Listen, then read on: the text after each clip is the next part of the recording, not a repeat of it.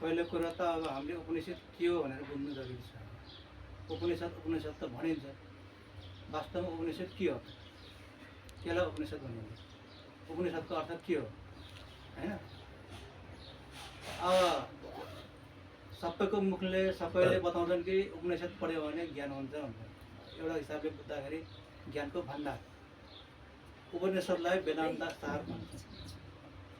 वेदान्तको अन्तिम भाग, वेदान्तको सार तत्त्व लेखेको, त्यसमा चाहिँ ज्ञानले भरिपूर्ण छ।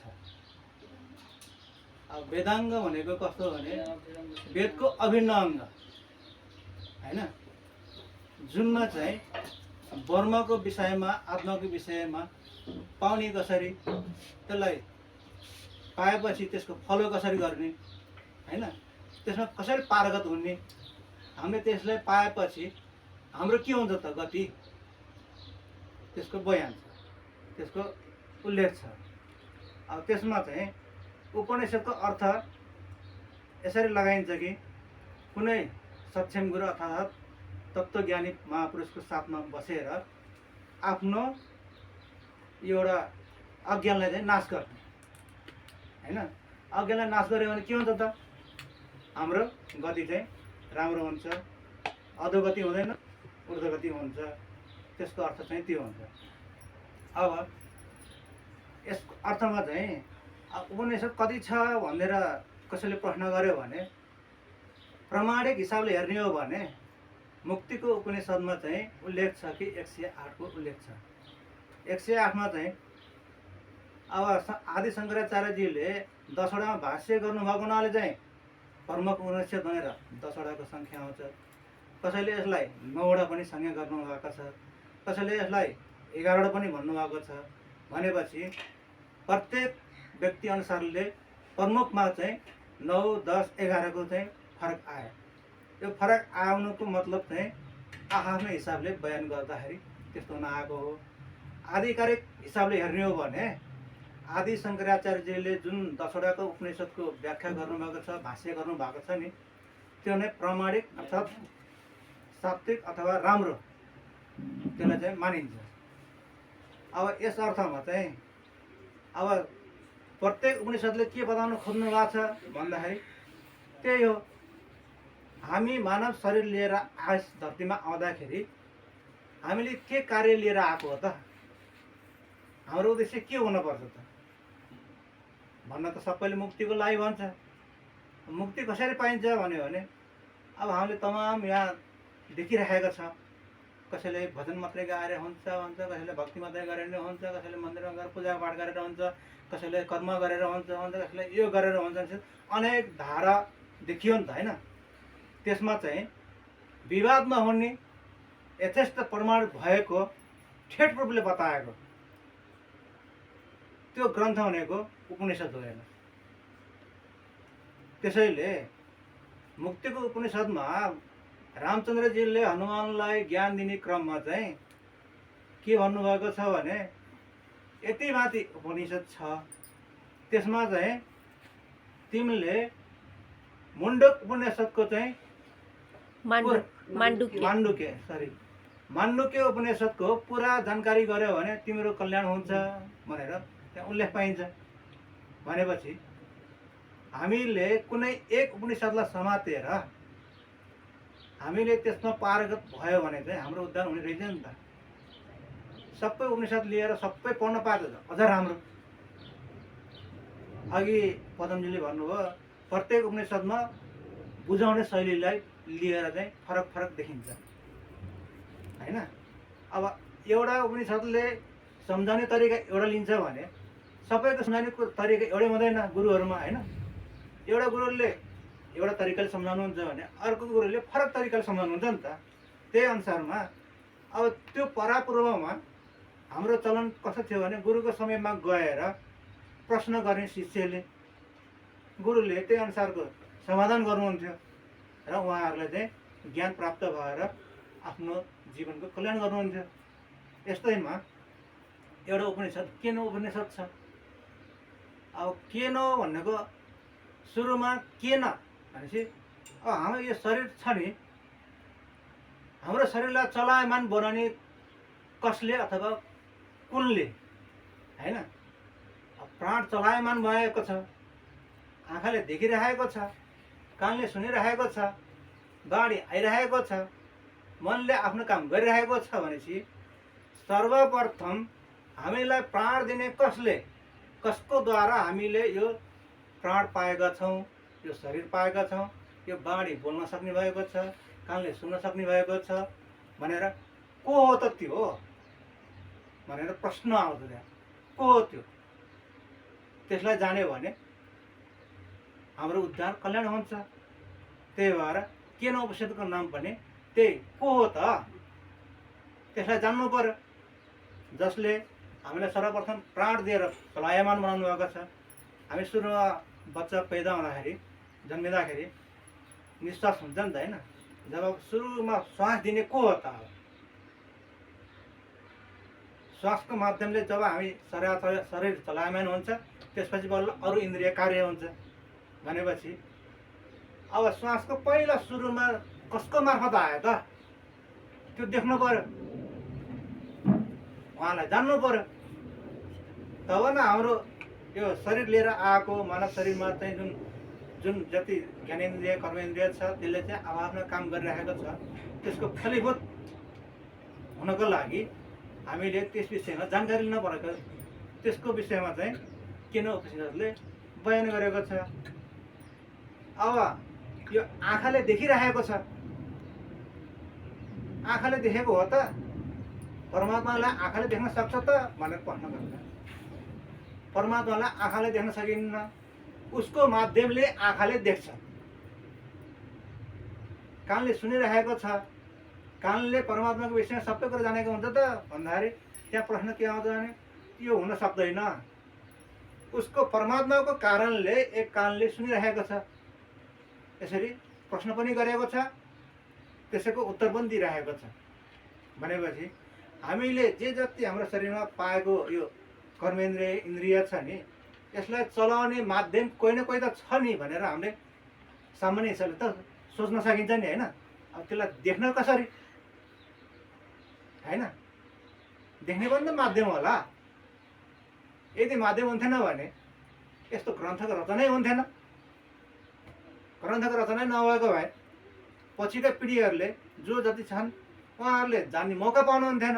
भनेपछि त जे जति हामीले त्यहाँ वर्णित परमात्माको विषयमा, ब्रह्मको विषयमा, आत्माको विषयमा जो जति बयान गरेको छ त्यसलाई जान्नको लागि त हाम्रो प्रयास के हुनु पर्यो भनेपछि यो उपनिषदको बारेमा डिटेलली राम्रोसित जुन साङ्केतिक हिसाबले लेखिएको छ त्यस विषयमा चाहिँ हामीले जानकारी राख्नु पर्यो, बुझ्ने कोसिस गर्नु पर्यो।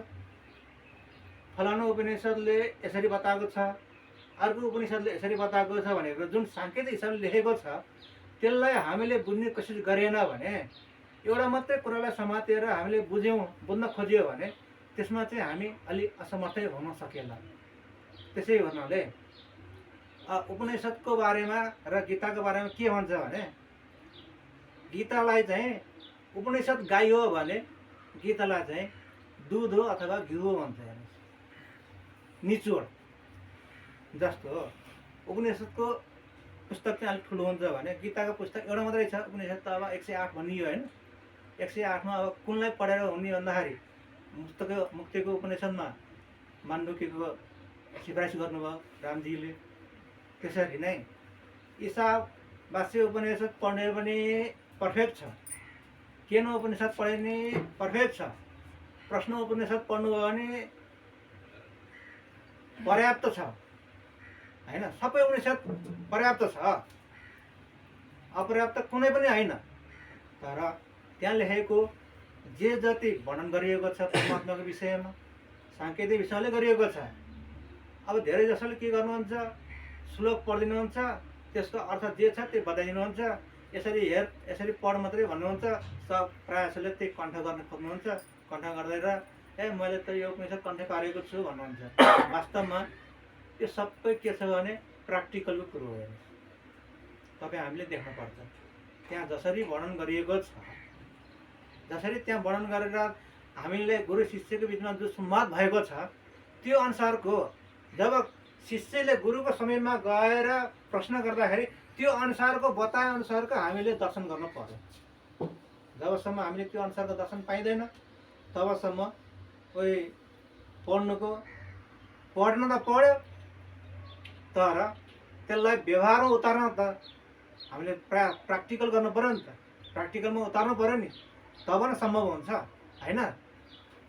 अब खिर बनाउने कसरी भनेर कसैले भन्यो भने ल किताबमा लेखिदियो, दुध ल्याउनु पर्छ, चिनी हाल्नु पर्छ, यो चिज हाल्नु पर्छ भनेर लेखिदिएको छ, कन्ड गऱ्यो। तर प्र्याक्टिकलमा बनाएर खान सकेन भने त्यसले पढेको केही अर्थ हुन्छ? यसरी नै अब आगोले पोल्छ भनेर कसैले भन्यो भने जब आगोमा हात हालेर पोल्यो भने तपाईँको प्र्याक्टिकल हुन्छ, हो कि होइन? त्यही प्र्याक्टिकल बुक हो यो सबै। वेद उपनिषद भनेको सबै प्र्याक्टिकल बुक हो।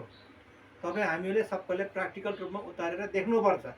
जबसम्म देखिँदैन तबसम्म कसैले पनि यो मेरो मुक्ति हुन्छ, म मुक्त छु भनेर भन्छ भने त्यो मानेको मात्रै हो, कसैले मनाएको मात्रै हो। जबसम्म हामी ज्ञानमा गएर यो सम्बन्धीमा हामी प्र्याक्टिकलमा उतारिँदैन तबसम्म उसले देख्दैन कि परमात्माको स्वरूप के हो त।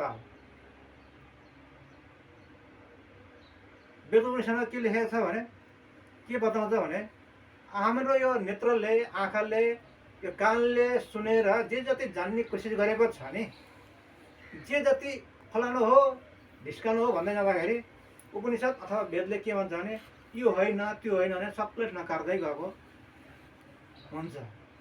जस्तो देखेर जान्ने आँखाको माध्यमले भयो, सुनेर जान्ने कानको माध्यमले भयो होइन, बोलेर जान्ने, बताएर जान्ने बाणीको माध्यम भयो। अब अन्य कार्य गरेर सबैलाई समेटेर सिर्जना र अन्य कार्य गर्ने मनले हुने हो भनेपछि कसैले भन्छ देखेर जान्ने हो भने आँखै परमात्मा हो भन्ला। चारवाकहरूले के भन्छ भने प्रत्यक्ष परमात्मा मात्रै मान्छ। प्रत्यक्ष परमात्मा बाहेक अरू परमात्मालाई म मान्दिनँ भनेपछि उसले त केलाई मान्यो? देख्नेलाई मात्रै मान्यो नि त। यसरी नै अब परमात्माको विषयमा हामीले जान्न खोज्दाखेरि अनेक त्यहाँ प्रमाण जुटाउनु पर्ने हुन्छ। अनेक प्रमाणमा चाहिँ कसैले यो प्रमाणलाई मान्छु त्यो प्रमाणलाई मान्दिनँ भन्ने हुन्छ। त्यही भएर यो धर्मको विषयमा चाहिँ अनेक हाँगाबिगा हुनुको कारण पनि यही हो। वास्तवमा धर्म एकभन्दा दुई छैन। जसरी परमात्मा एकभन्दा दुई हुनुहुन्न भनेपछि धर्म पनि एकभन्दा दुई आएन।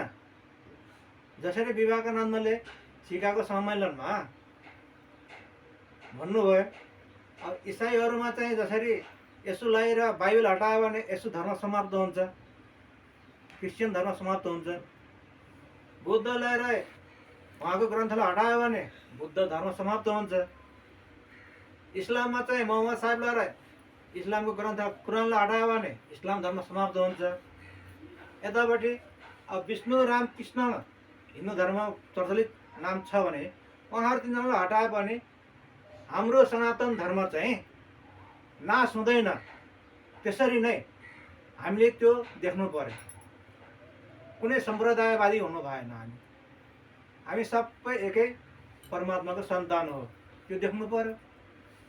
माता पनि उहाँ, पिता पनि उहाँ, देख्नु पर्यो नि।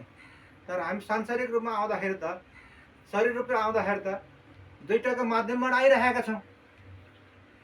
आमा र बुवाको माध्यमबाट कसैको सृष्टि भएको देखिएको छ नि। त्यो भनेपछि हामीले वास्तवमा कुनै पनि चिजलाई गौण गरेर अध्ययन नगरेको कारणले यस्तो भेद देखिएको छ।